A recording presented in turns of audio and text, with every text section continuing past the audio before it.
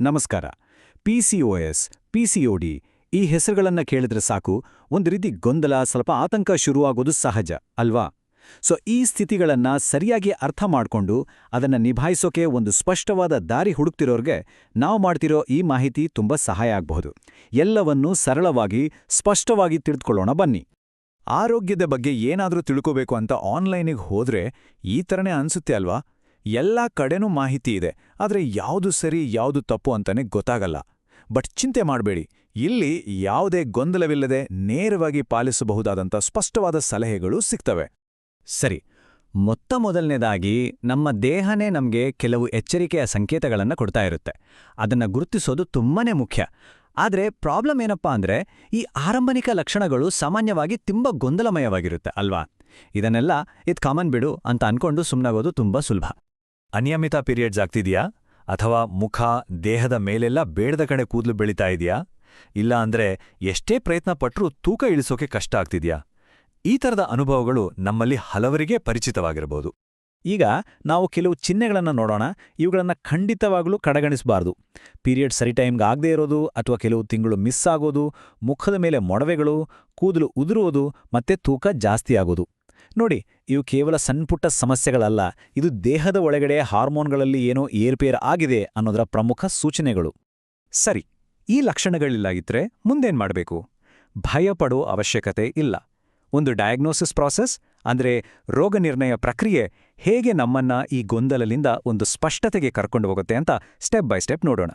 Doctors ಸಾಮಾನ್ಯವಾಗಿ ಒಂದು simple ಆದ 3 ಹಂತದ ಪ್ರಕ್ರಿಯೆನ ಫಾಲೋ ಮಾಡ್ತಾರೆ. ಮೊದಲನೇದು ನಿಮ್ಮ ಕಂಪ್ಲೀಟ್ ಹೆಲ್ತ್ ಹಿಸ್ಟ್ರಿ, ಅಂದ್ರೆ ಆರೋಗ್ಯದ ಹಿನ್ನೆಲೆಯನ್ನ ಡೀಟೇಲಾಗಿ ಕೇಳ್ತಾರೆ.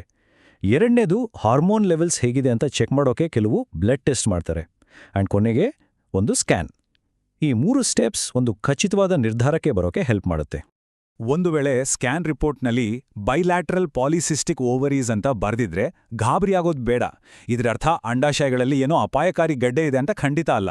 ಇದರ ಸಿಂಪಲ್ ಅರ್ಥ ಏನಂದ್ರೆ, ಅಲ್ಲಿ ಸರಿಯಾಗಿ ಬೆಳೆಯದ ಚಿಕ್ಕ ಚಿಕ್ಕ ಮೊಟ್ಟೆಗಳ ಗುಂಪಿದೆ ಅಂತ ಅಷ್ಟೇ. ಇದು ಒಂದು ಇಂಪಾರ್ಟೆಂಟ್ ಸೈನ್, ಆದರೆ ಇದೊಂದೇ ಪೂರ್ತಿ ಪಿಸಿಒಎಸ್ ಡಯಾಗ್ನೋಸಿಸ್ ಅಲ್ಲ. ಹಾಗಾದ್ರೆ ಈ ಸ್ಥಿತಿಯನ್ನ ಯಾಕೆ ಇಷ್ಟು ಸೀರಿಯಸ್ ಆಗಿ ತಗೋಬೇಕು? ಇದನ್ನ ಸರಿಯಾಗಿ ನಿರ್ವಹಿಸೋದು ನಮ್ಮ ಮುಂದಿನ ಆರೋಗ್ಯಕ್ಕೆ, ಅದರಲ್ಲೂ ವಿಶೇಷವಾಗಿ ಸಂತಾನೋತ್ಪತ್ತಿಯ ದೃಷ್ಟಿಯಿಂದ ಯಾಕಿಷ್ಟು ಮುಖ್ಯ? ಇದರ ಲಾಂಗ್ ಟರ್ಮ್ ಎಫೆಕ್ಟ್ಸ್ ಬಗ್ಗೆ ಸ್ವಲ್ಪ ಅರ್ಥ ಮಾಡ್ಕೊಳ್ಳೋಣ. ಮಗು ಮಾಡ್ಕೊಳ್ಳೋ ವಿಷಯದಲ್ಲಿ ಚಿಂತೆ ಆಗ್ತಿದ್ಯಾ? ಆ ಚಿಂತೆ ಖಂಡಿತ ಬೇಡ. ಸರಿಯಾದ ಕೇರ್, ವೈದ್ಯಕೀಯ ನೆರವು ಮತ್ತೆ ಪ್ಲಾನಿಂಗ್ ಇದ್ರೆ ಗರ್ಭಧರಿಸೋದು ಖಂಡಿತವಾಗಿಯೂ ಸಾಧ್ಯ. ಆತ್ಮವಿಶ್ವಾಸ ಕಳೆದುಕೊಳ್ಳೋ ಅವಶ್ಯಕತೆ ಇಲ್ಲವೇ ಇಲ್ಲ. ನೋಡಿ, ಇಲ್ಲಿ ನಮ್ಮ ಮುಂದೆ 2 ದಾರಿಗಳಿರುತ್ತೆ. ಒಂದು ಕಡೆ ಇದನ್ನ ಹಾಗೆ ನಿರ್ಲಕ್ಷಿಸಿದ್ರೆ ಮುಂದೆ ಡಯಾಬಿಟೀಸ್, ಹಾರ್ಟ್ ಪ್ರಾಬ್ಲಮ್ಸ್ ಥರದ ಗಂಭೀರ ಸಮಸ್ಯೆಗಳು ಬರೋ ರಿಸ್ಕ್ ಇರುತ್ತೆ. ಇನ್ನೊಂದು ಕಡೆ ಇದನ್ನ ಸರಿಯಾಗಿ ಮ್ಯಾನೇಜ್ ಮಾಡಿದ್ರೆ ಹಾರ್ಮೋನ್ಸ್ ಬ್ಯಾಲೆನ್ಸ್ ಆಗುತ್ತೆ, ಒಟ್ಟಾರೆ ಆರೋಗ್ಯನೂ ಚೆನ್ನಾಗಿರುತ್ತೆ. ಆಯ್ಕೆ ನಮ್ಮ ಕೈಯಲ್ಲೇ ಇದೆ. ಹಾಗಾದ್ರೆ ಈ ಸ್ಥಿತಿಯನ್ನ ನಮ್ಮ ಕಂಟ್ರೋಲ್ನಲ್ಲಿ ಇಟ್ಕೊಳ್ಳೋಕೆ ನಾವು ಏನೆಲ್ಲ ಮಾಡ್ಬೋದು? ಬನ್ನಿ, ನಿಯಂತ್ರಣವನ್ನ ನಮ್ಮ ಕೈಗೆ ತಗೊಳ್ಳೋಕೆ ಹೆಲ್ಪ್ ಮಾಡೋ ಡೈಲಿ ಮ್ಯಾನೇಜ್ಮೆಂಟ್ ಪ್ಲಾನ್ ಬಗ್ಗೆ ಮಾತಾಡೋಣ. ಎಲ್ಲಕ್ಕಿಂತ ಮುಖ್ಯವಾದ ವಿಷಯ ನಮ್ಮ ಲೈಫ್ ಸ್ಟೈಲ್. ಅದೇ ನಮ್ಮ ಮೊದಲ ಮತ್ತು ಅತಿ ದೊಡ್ಡ ರಕ್ಷಣಾ ಕವಚ. ನಾವು ಪ್ರತಿದಿನ ಮಾಡುವ ಸಣ್ಣ ಪುಟ್ಟ ಬದಲಾವಣೆಗಳು ಕೂಡ ದೊಡ್ಡ ವ್ಯತ್ಯಾಸವನ್ನ ತರಬಲ್ಲುದು. ಒಳ್ಳೆ ಆರೋಗ್ಯದ ಫೌಂಡೇಶನ್ ಅಂದ್ರೆ ಈ 4 ಕಂಬಗಳ ಮೇಲೆ ನಿಂತಿದೆ. ಮೊದಲನೇದು ಪೌಷ್ಟಿಕ ಆಹಾರ, ಎರಡನೇದು ನಿಯಮಿತವಾಗಿ ವ್ಯಾಯಾಮ, ಮೂರನೇದು ಚೆನ್ನಾಗಿ ನಿದ್ದೆ ಮಾಡೋದು, ಮತ್ತು 4ನೇದು ಸ್ಟ್ರೆಸ್ ಮ್ಯಾನೇಜ್ಮೆಂಟ್. ಇವು ಬರೀ ಪದಗಳಲ್ಲ, ಇವು ನಮ್ಮ ಹಾರ್ಮೋನ್ಗಳ ಬ್ಯಾಲೆನ್ಸನ್ನ ಮತ್ತೆ ಸರಿ ಮಾಡಕ್ಕಿರೋ ಪವರ್ಫುಲ್ ಟೂಲ್ಸ್. ಆದರೆ ಒಂದು ಸತ್ಯವನ್ನ ನಾವೆಲ್ಲ ಒಪ್ಕೊಳ್ಳೇಬೇಕು. ಕೆಲವೊಮ್ಮೆ ಬರೀ ಲೈಫ್ ಸ್ಟೈಲ್ ಬದಲಾವಣೆ ಮಾಡಿದ್ರೆ ಸಾಕಾಗಲ್ಲ, ಮತ್ತು ಅದರಲ್ಲಿ ತಪ್ಪೇನಿಲ್ಲ. ಆ ಥರ ಟೈಮಲ್ಲಿ ಮೆಡಿಕಲ್ ಸಪೋರ್ಟ್ ತಗೊಳ್ಳೋದು ತುಂಬಾನೇ ಅವಶ್ಯಕ. ಅದೊಂದು ಸ್ಮಾರ್ಟ್ ನಿರ್ಧಾರ ಕೂಡ ಹೌದು. ಡಾಕ್ಟರ್ಸ್ ಲೈಫ್ ಸ್ಟೈಲ್ ಬದಲಾವಣೆಗಳ ಜೊತೆಗೆ ಕೆಲವು ಮೆಡಿಕಲ್ ಟ್ರೀಟ್ಮೆಂಟ್ಸ್ ಕೂಡ ಸಜೆಸ್ಟ್ ಮಾಡ್ಬೋದು. ಅದರಲ್ಲಿ ಮೆಡಿಸಿನ್ಸ್ ಇರ್ಬೋದು, ಹಾರ್ಮೋನಲ್ ಥೆರಪಿಗಳಿರ್ಬೋದು, ಅಥವಾ ಅವರಿಗಾಗಿಯೇ ಅಂತಾನೆ ಡಿಸೈನ್ ಮಾಡಿರೋ ಸ್ಪೆಷಲ್ ಕೇರ್ ಪ್ಲಾನ್ಸ್ ಕೂಡ ಇರ್ಬೋದು. ಇವೆಲ್ಲದರ ಉದ್ದೇಶ ಒಂದೇ, ಆರೋಗ್ಯವನ್ನ ಚೆನ್ನಾಗಿಡೋದು. ಈ ಇಡೀ ಜರ್ನಿಯಲ್ಲಿ ಯಾರೂ ಒಬ್ಬಂಟಿಯಲ್ಲ. ಈ ಪಾಯಿಂಟ್ ತುಂಬಾನೇ ಇಂಪಾರ್ಟೆಂಟ್. ಸರಿಯಾದ ಸಪೋರ್ಟ್ಗೋಸ್ಕರ ಒಂದು ಎಕ್ಸ್ಪರ್ಟ್ ಟೀಮ್ ಇಟ್ಕೊಳ್ಳೋದು ತುಂಬಾ ಅವಶ್ಯಕ. ಇದನ್ನ ಪರಿಣಾಮಕಾರಿಯಾಗಿ ನಿಭಾಯಿಸಬೇಕಂದ್ರೆ ಒಂದು ಕಂಪ್ಲೀಟ್ ಟೀಮ್ ಅಪ್ರೋಚ್ ಇದ್ರೆ ಒಳ್ಳೇದು. ಅಂದ್ರೆ ಸ್ತ್ರೀರೋಗ ತಜ್ಞರು, ಡಯಟೀಷಿಯನ್ ಮತ್ತೆ ಇಮೋಷನಲ್ ವೆಲ್ನೆಸ್ ಕೋಚ್ ಇವರೆಲ್ಲರೂ ಒಟ್ಟಾಗಿ ಕೆಲಸ ಮಾಡಿದಾಗ ರಿಸಲ್ಟ್ಸ್ ಅದ್ಭುತವಾಗಿರುತ್ತೆ. ಉದಾಹರಣೆಗೆ, ಒಂದು ಎಕ್ಸ್ಪರ್ಟ್ ಟೀಮ್ ಅನ್ನ ಕಲ್ಪಿಸ್ಕೊಳ್ಳಿ.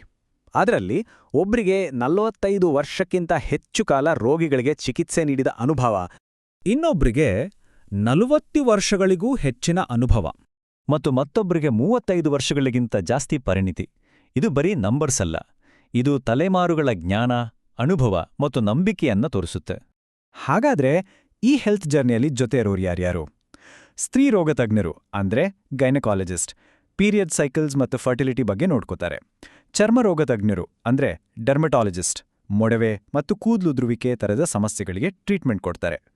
ಹೃದ್ರೋಗ ತಜ್ಞರು ಅಂದ್ರೆ ಕಾರ್ಡಿಯಾಲಜಿಸ್ಟ್, ಲಾಂಗ್ ಟರ್ಮ್ನಲ್ಲಿ ಹೃದಯದ ಆರೋಗ್ಯವನ್ನ ಮಾನಿಟರ್ ಮಾಡ್ತಾರೆ. ಇನ್ನು ಎಮೋಷನಲ್ ವೆಲ್ನೆಸ್ ಕೋಚ್ ಒತ್ತಡವನ್ನು ನಿಭಾಯಿಸೋಕೆ ಸಪೋರ್ಟ್ ಆಗಿ ನಿಲ್ತಾರೆ. ಕೊನೆಯದಾಗಿ ಒಂದು ಮಾತು, ಇದನ್ನ ನೆನ್ಪಿಟ್ಕೊಳ್ಳಿ, PCOS ಮ್ಯಾನೇಜ್ಮೆಂಟ್ ಎಲ್ಲರಿಗೂ ಒಂದೇ ರೀತಿ ಇರಲ್ಲ. ಪ್ರತಿಯೊಬ್ಬರ ದೇಹ, ಪ್ರತಿಯೊಬ್ಬರ ಅಗತ್ಯತೆಗಳು ಬೇರೆ ಬೇರೆ. ಹಾಗಾದ್ರೆ ಅವರವರ ದೇಹಕ್ಕೆ ಸರಿಹೊಂದುವಂತಹ, ಅವರಿಗಾಗಿಯೇ ಪರ್ಸನಲೈಸ್ ಮಾಡಿದಂತಹ ಒಂದು ಪ್ಲಾನ್ ಹೇಗಿರಬಹುದು? ಇದರ ಬಗ್ಗೆ ಯೋಚಿಸಿ, ಎಕ್ಸ್ಪರ್ಟ್ಸ್ ಜೊತೆ ಮಾತನಾಡಿ ಮತ್ತು ಆರೋಗ್ಯದ ನಿಯಂತ್ರಣವನ್ನ ತಮ್ಮ ಕೈಗೆ ತೆಗೆದುಕೊಳ್ಬೇಕು.